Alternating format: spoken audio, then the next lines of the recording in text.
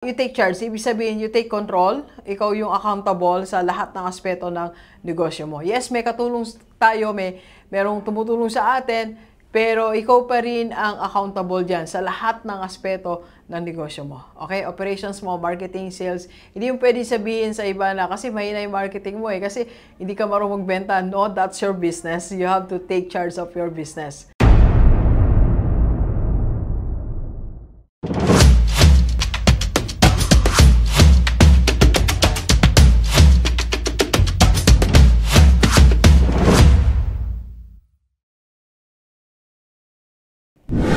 Alright, Gilivers. So, kadarating nga po natin from Vietnam kagabi. And nandito na tayo ngayon sa IMG Makati, sa office natin, para simulan na agad yung mga natutunan natin or mga new things that we want to implement or I personally want to implement sa ating business. Okay? And there are 5 game changers sa IMG Rockstar community natin na implement natin because of our business tour sa Vietnam. Let's go, let's go. Okay, so alam mo, pag tayo po ay nagpupunta sa ibang lugar, no, bukod sa nasarapan tayo sa pagkain or nagandahan tayo sa lugar, kailangan meron ka ding mayuwing bago sa negosyo mo. These are game changers. Ibig sabihin, from my visit or from our business trip sa Vietnam, nagkaroon ng changes. So, I changed my plan. So, nag-change ako ng plan talaga.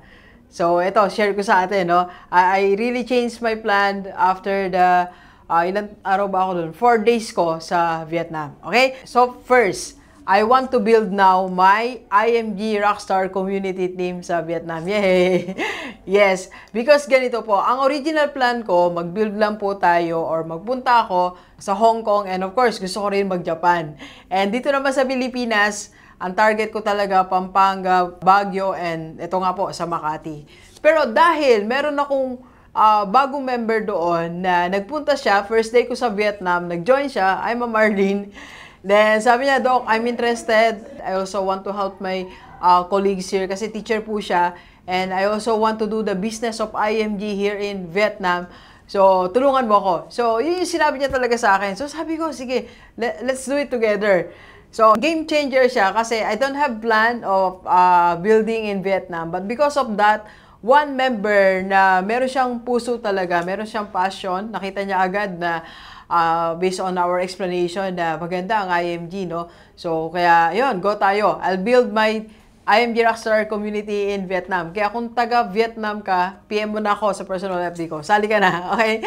Number 2. Number 2 is more on the operations of the business. So, I want to systematize it more, okay? So, to have stability of our business, IMG Rockstar community. So, gusto natin mas stable pa. So, kaya kailangan aralin ng mabuti ang system para 100% nasa system talaga tayo. So, same din sa business natin. If you have your business, dapat more system ang implement natin. Kasi pag may system na yan, hindi na yan dependent sa'yo. Hindi siya dependent sa tao.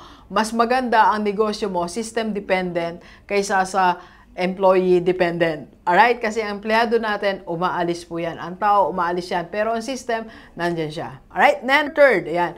So, I want to have more travel. You know, our business kasi sa IMG Rockstar community, it's about relationship to people. So, nagkaroon ako ng chance doon na makipag-usap, makipagkwentuhan sa ibang mga big builders din sa IMG. So, one of the advices talaga na na-receive ko, narinig ko sa kanila is, you visit their place, Doc. Sabi na, punta ka sa iba't ibang lugar, Doc, to build the relationship with your team. So, I want to go to different countries, different places. Yan ang game changer natin. Dati ang plan ko lang, Bataan and Makati, ganun-ganun lang. Pero now, hindi na, okay? More travel. Expect that po. Okay? And number 4. Yeah, so ito narinig ko din sa aking one of my mentors. Sabi niya, you have to take charge. Okay? Take charge talaga in all the details of your business, in all the aspects of your business. Talagang so sabi ko, pag uwi ko, itong uwi namin na to, sinimulan ko na, no? I'll take charge of everything. So, sa atin din, sa mga business natin, talagang you take charge. Ibig sabihin, you take control. Ikaw yung accountable sa lahat ng aspeto ng negosyo mo. Yes, may katulong tayo, merong tumutulong sa atin, pero ikaw pa rin ang accountable dyan sa lahat ng aspeto ng negosyo mo. Okay? Operations mo, marketing, sales.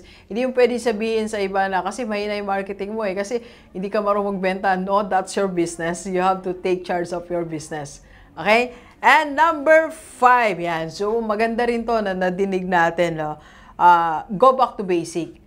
Sa negosyo talaga, pag tingin mo parang hindi yata ako nag-move or nagiging stagnant ang business ko, reviewin natin. Baka there's a certain point or season in our business that you really have to go back to basic. Balikan natin yung basic.